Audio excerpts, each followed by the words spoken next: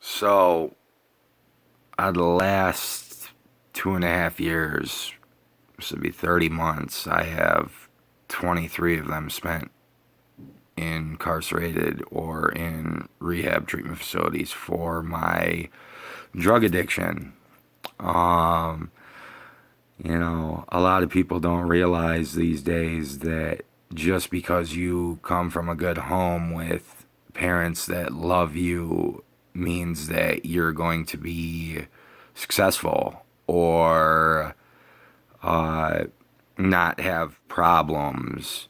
For me, my dad's a lawyer, my mom's a nurse, you know, and there was a lot of things that I grew up. I grew up a rich kid and living in the suburbs and nice houses and had everything I wanted, played sports, had good friends. Um, and then the drug addiction hit. And when that happened, I started to make a lot of decisions that were not necessarily the best for my life.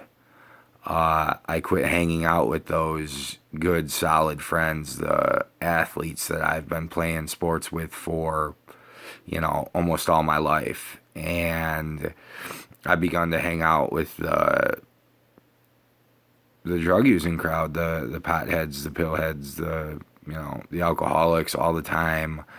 Uh, and then I made some decisions that, of course, I regret, but they made me who I am. Moving to Lansing, moving from the suburbs to, a pretty nice place, and then losing that place because my drug addiction got so bad that I didn't care who I was around.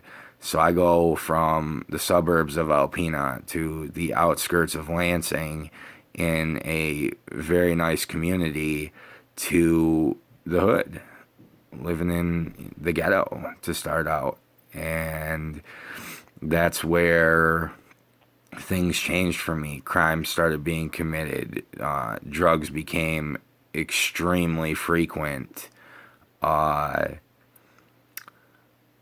Purchasing large quantities became almost a weekly thing.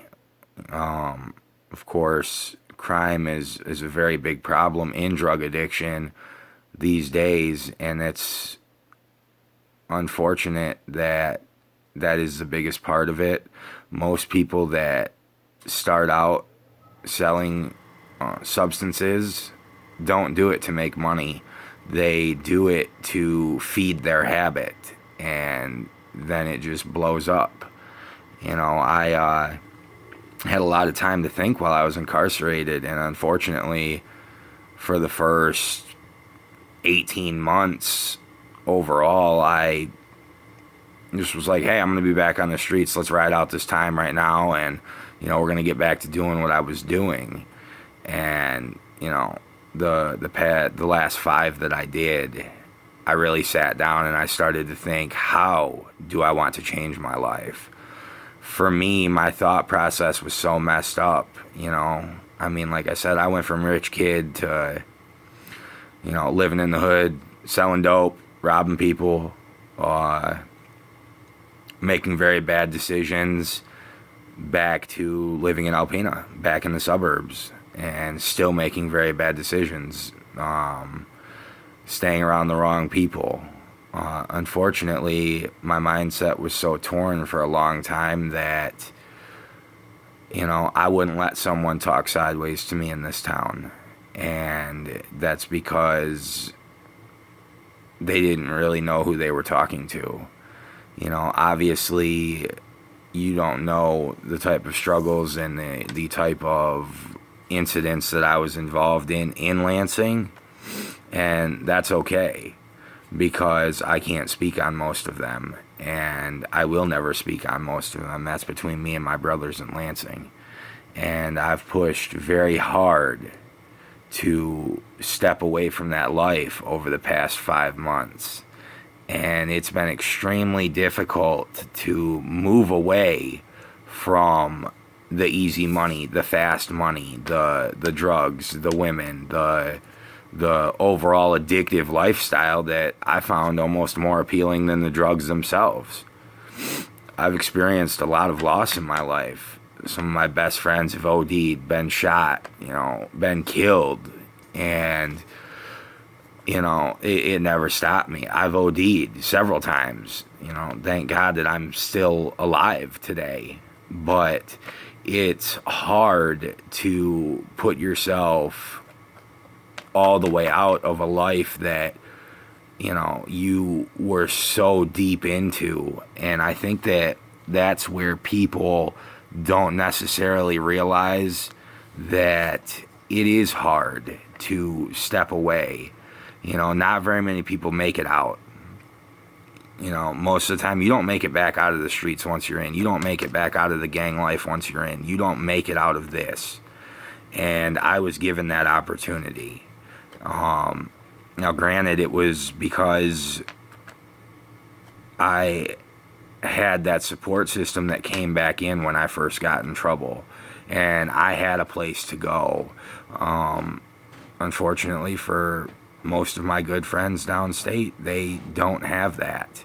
They are stuck in that life. It's all they've known since a young age, and it's part of the cycle. It's a lifestyle. It's an addiction in itself. And today I think about, talk sideways to me. You don't realize who you're talking to, but that doesn't matter, because at the end of the day, I'm not the same person that I used to be. The old me would have just laid hands on you, or would have, pulled a weapon on you. It's been done numerous times in my life.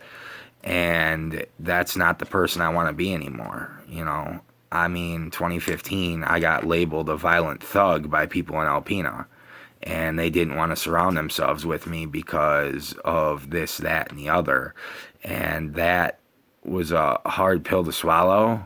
But at the same time, it was the perception that I put off. And I understand why that happened. People up here don't necessarily realize that there is a bigger picture, and there is a my life over yours mentality when you're in that sort of environment on a day in and day out basis. And I'm not proud of the things I've done by any means. If hindsight is 20/20, if you could go back, you would change things, of course. But for me, I don't know how much I would necessarily change, due to the fact that it did make me who I am today, and it did put me where I'm at today. It gave me a new outlook on life. It put me in a position to be able to help others. I always looked at my life and I said, how am I going to leave my imprint on the world once I'm gone? And for the longest time, it was a very bad impression. And now I look at it and I say, I have a chance to do something that most people never get to do, which is make a significant impact on the world while I'm alive and well after I pass. And that's something that I think is very special to have in this world. And I think that one of my biggest gifts and one of my biggest curses is the heart that I have. Most of you know I wear my heart on my sleeve 100% of the time. And I've let people back into my life that don't deserve to be there. And that's a hard thing for the people around me that love me to see. Old friends, old drug buddies, old women, just the females in my life that, have caused me great pain and that I still love to death for some reason.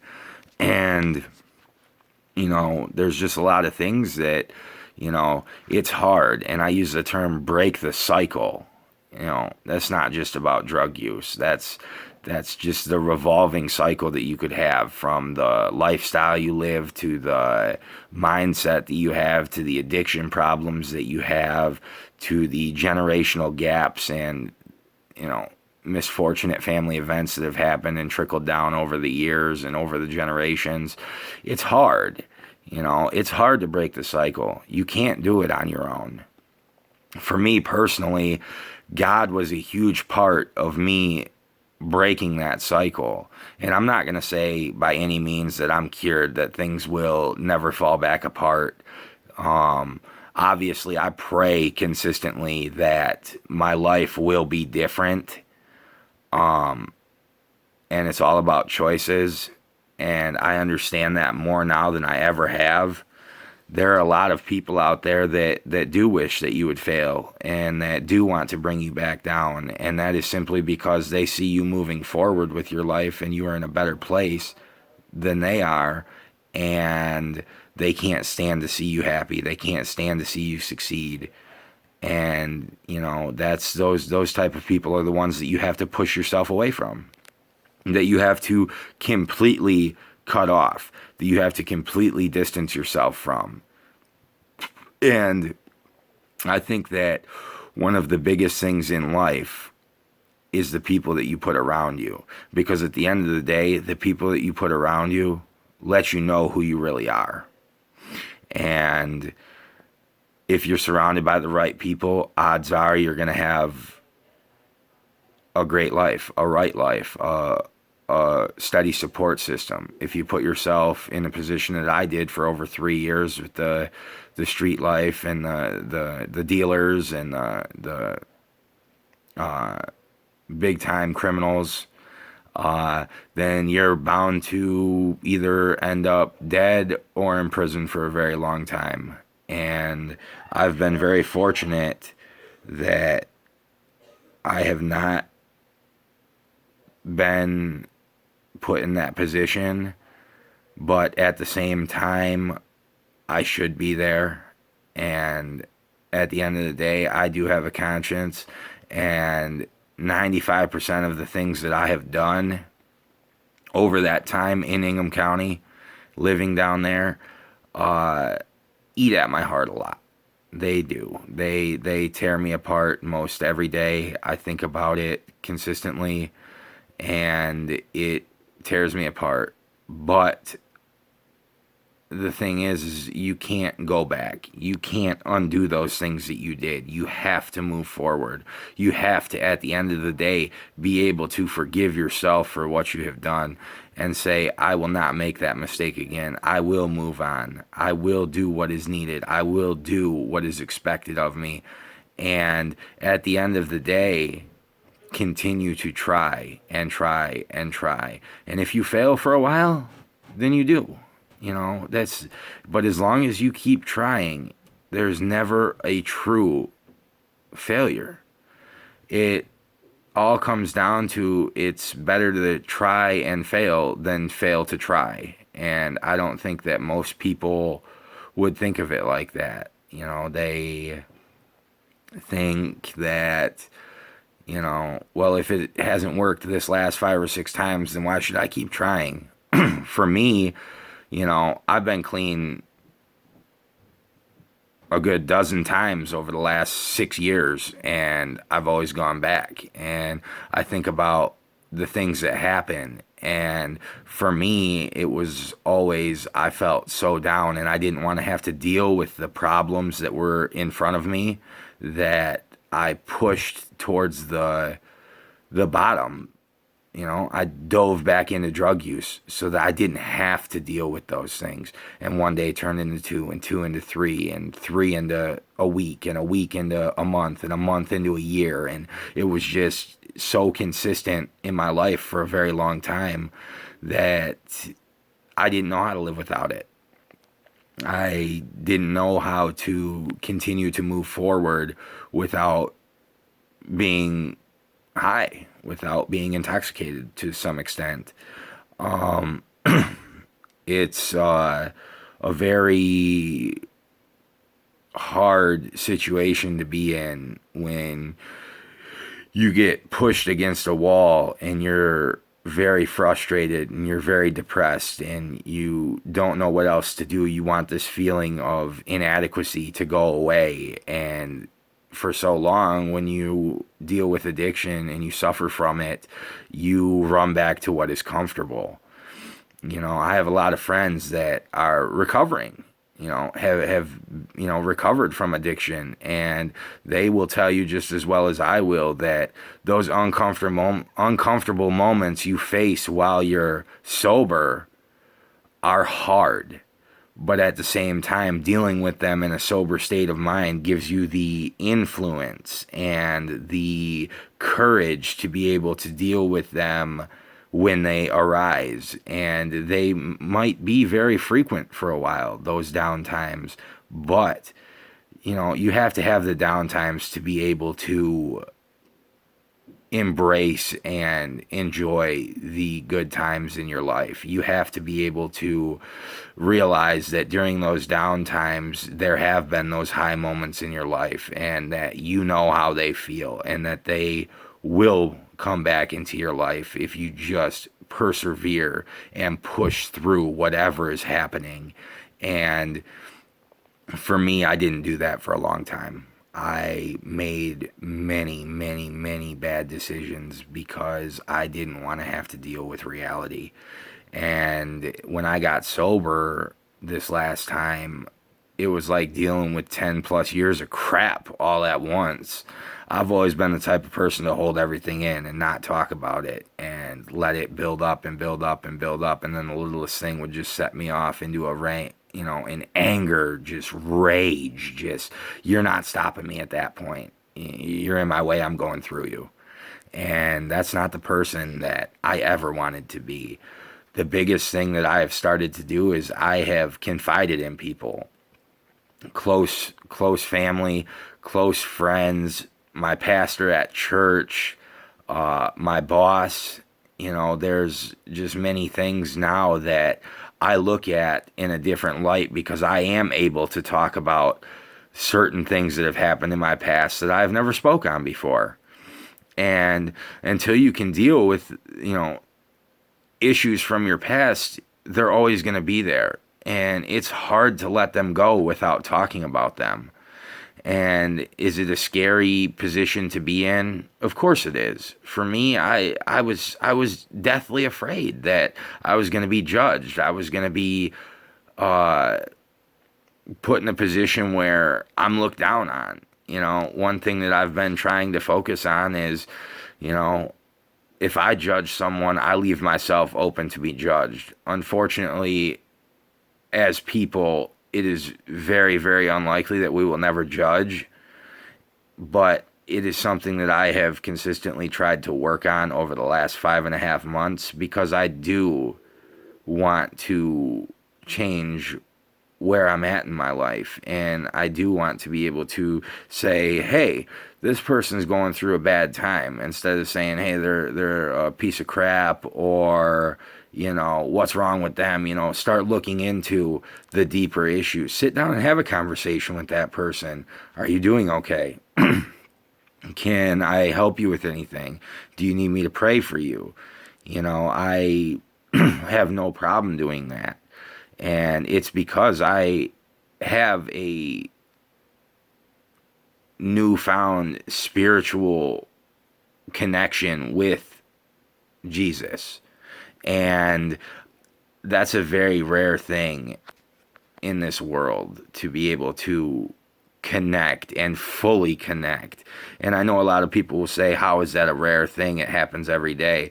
For me, it was a rare thing because I never thought about how much my life could change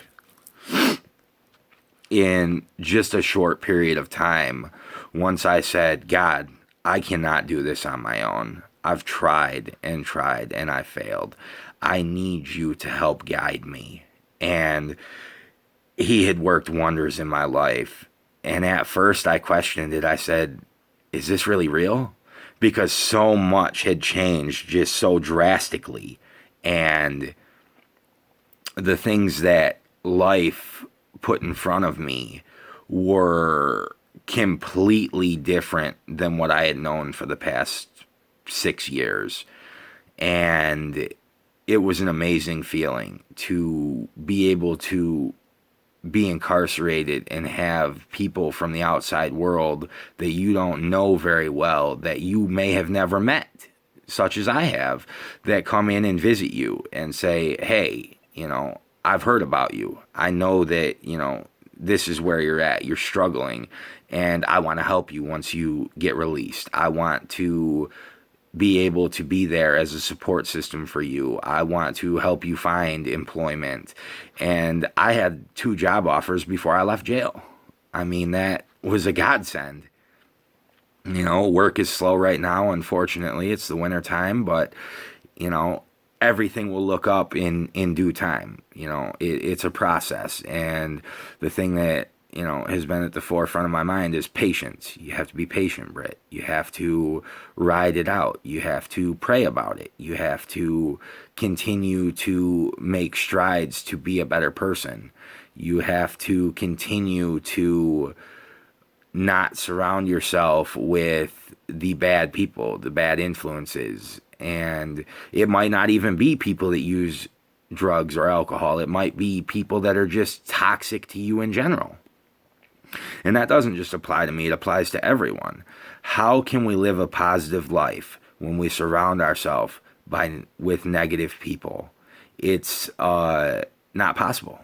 It's not. I've tried. I've tried for a long time, and it's not. There's no ifs, ands, or buts about it.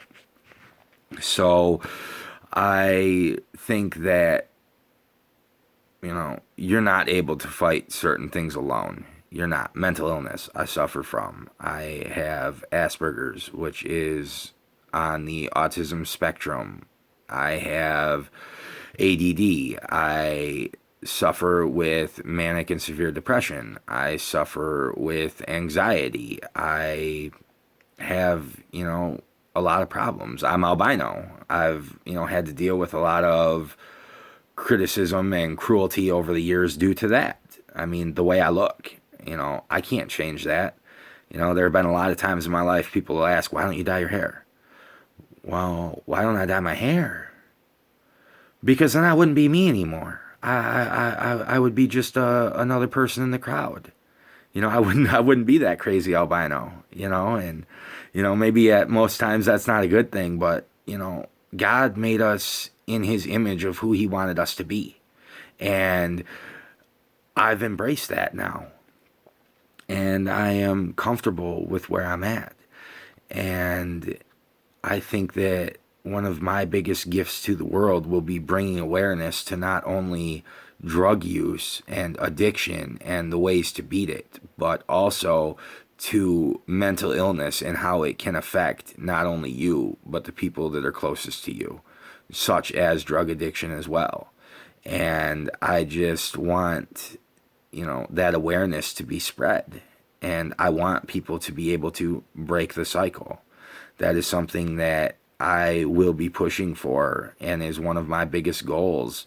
It might not happen this year, next year, 5 years from now, 10 years from now, but in my lifetime, I have a goal to establish and keep going a foundation for not only drug and alcohol addicted persons, but people that suffer from just the constant hamster wheel of not being able to break that cycle and not be able to know how to move forward, because most of the time they are on their own. And that is something that needs to change. And that is something that I know full-heartedly in my heart that I can do for someone. And that will be my imprint on the world. And I'm so excited this time around to look towards the future and see where my life can go and have these positive people around me and be able to move forward and continue to make great strides. Everyone falls backwards. It happens. Life has its down moments, but the biggest thing is being able to persevere through those down moments and continue on with your life. We're all going to stumble. It's inevitable, but it's how you bring yourself back from that stumble, from that fall, from that struggle that makes you the person that you are. And I am so ready to embrace that. And I hope that everyone has that opportunity. So the question I have for everyone is, are you ready to embrace the change? Are you ready to see the light of the world as it really is? And try to stop being so judgmental and try to understand someone else's position and why their actions might be what they are and why their attitude may be the way that it is. It's a hard thing to do, but I pray about it a lot, and it's started to change in my life. And that is a blessing from my Lord and Savior. I hope everyone has a great day and a happy holiday. Christmas is just upon us. New Year's is just upon us. And, we're coming into 2017. So things will, every day is a new day. Every year is a new year. You have the opportunity to change. Are you ready to take it? Thanks, everybody, for listening. God bless.